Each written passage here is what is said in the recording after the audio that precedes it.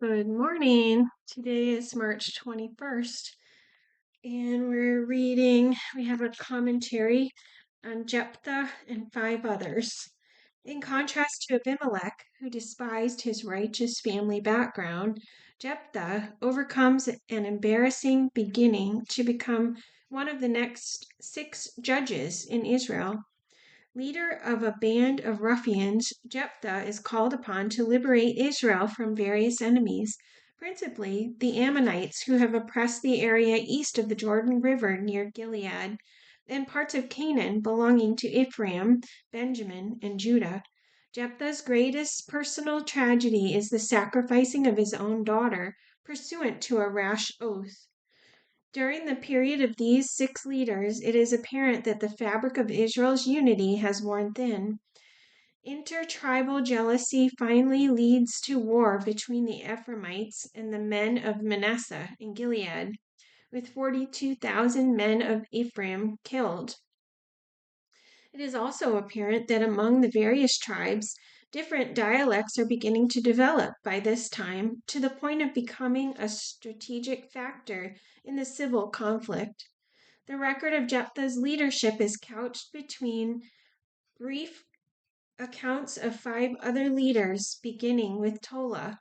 So we're in Judges 10, verse 1, and this is approximately 1134 to 1111 BC, in Shamir.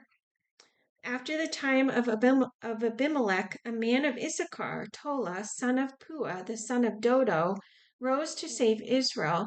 He lived in Shamir in the hill country of Ephraim. He led Israel 23 years. Then he died and was buried in Shamir. He was followed by Jair of Gilead, who led Israel 22 years. He had 30 sons who rode 30 donkeys. They controlled 30 towns in Gilead, which to this day are called Havoth Jair. When Jair died, he was buried in Kamon. Again, the Israelites did evil in the eyes of the Lord.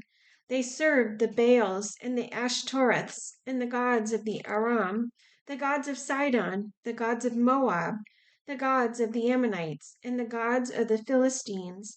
And because the Israelites forsook the Lord and no longer served him, he became angry with them. He sold them into the hands of the Philistines and the Ammonites, who that year shattered and crushed them. For 18 years they oppressed all the Israelites on the east side of the Jordan in Gilead, the land of the Amorites.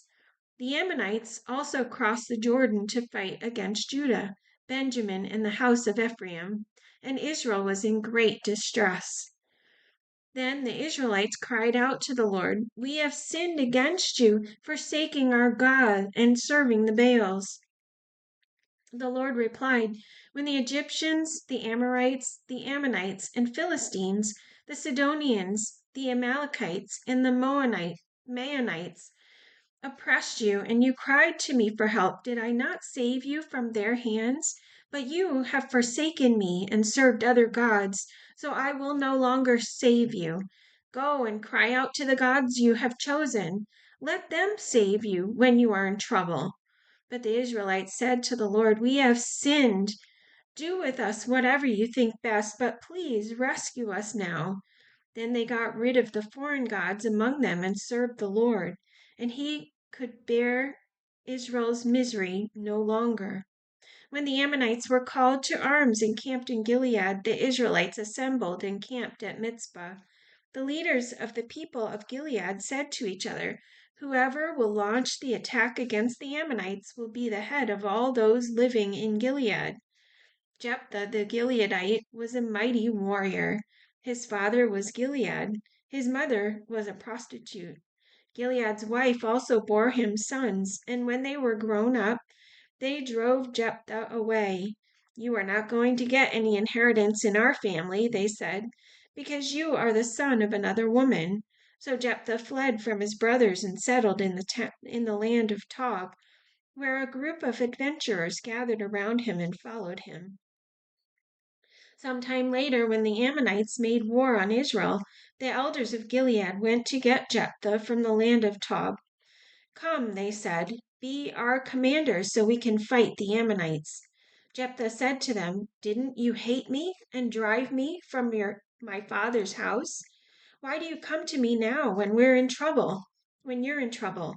The elders of Gilead said to him, "Nevertheless, we are turning to you now. Come with us to fight the Ammonites, and you will be our head over all who live in Gilead." Jephthah answered, "Suppose you take me back to fight the Ammonites, and the Lord gives them to me. Will I really be your head?" The elders of Gilead replied, "The Lord is our witness. We will certainly do as you say." So Jephthah went with the elders of Gilead, and the people made him head and commander over them. And he repeated all his words before the Lord in Mizpah. Then Jephthah sent messengers to the Ammonite king with the question, "What do you have against us that you have attacked our country?" The king of the Ammonites answered Jephthah's messengers, "When Israel came out of Egypt, they took away my land from the Arnon to the Jabbok, all the way to the Jordan. Now give it back peaceably."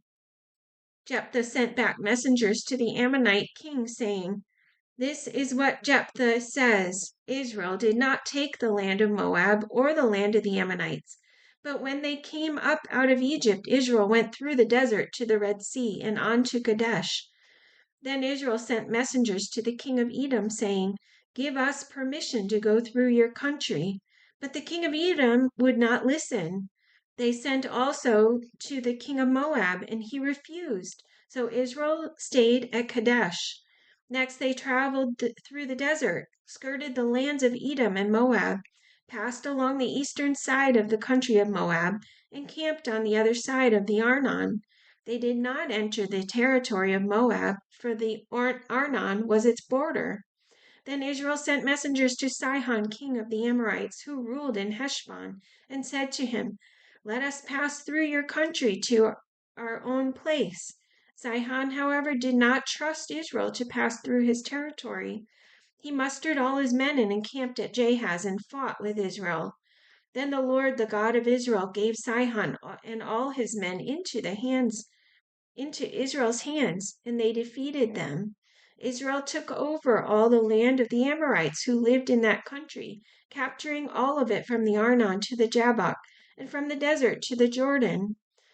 Now, since the Lord, the God of Israel, has driven the Amorites out before his people, Israel, what right have you to take it over?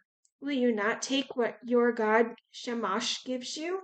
Likewise, whatever the Lord our God has given us, we will possess. Are you better than Balak, son of Zippor, king of Moab? Did he ever quarrel with Israel or fight with them? For 300 years Israel occupied Heshbon, Aroer, the surrounding settlements, and all the towns along the Arnon. Why didn't you retake them during that time? I have not wronged you, but you are doing me wrong by waging war against me. Let the Lord, the judge, decide the dispute this day between the Israelites and the Ammonites." The king of Ammon, however, paid no attention to the message Jephthah sent him. Then the Spirit of the Lord came upon Jephthah. He crossed Gilead and Manasseh, passed through Mizpah of Gilead, and from there he advanced against the Ammonites. And Jephthah made a vow to the Lord, "If you give the Ammonites into my hands, whatever comes out of the door of my house to meet me when I return in triumph from the Ammonites will be the Lord's, and I will sacrifice it as a burnt offering." Then Jephthah went over to fight the Ammonites, and the Lord gave them into his hands. He devastated 20 towns from Aroer to the vicinity of Minnith, as far as Abel Keramim. Thus Israel subdued Ammon. When Jephthah returned to his home in Mizpah, who should come out to meet him but his daughter, dancing to the sound of the tambourines? She was an only child. Except for her, he had neither son nor daughter. When he saw her, he tore his clothes and cried, "Oh, my daughter, you have made me miserable and wretched, because I have made a vow to the Lord that I cannot break."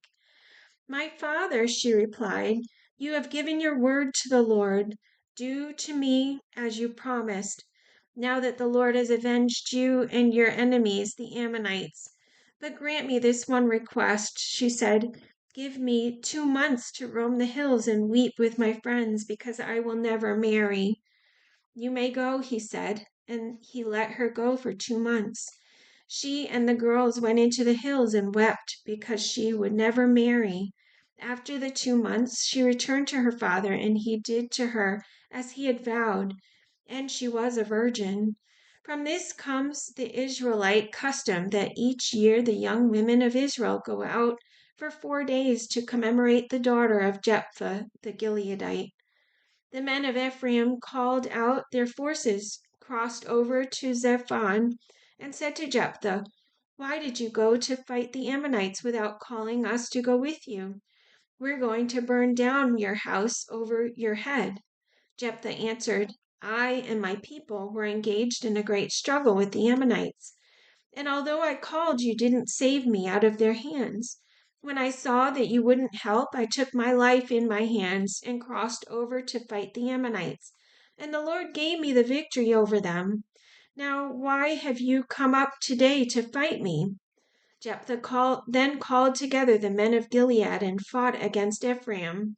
The Gileadites struck them down because of the Ephraimites and said, "You Gileadites are renegades from Ephraim and Manasseh."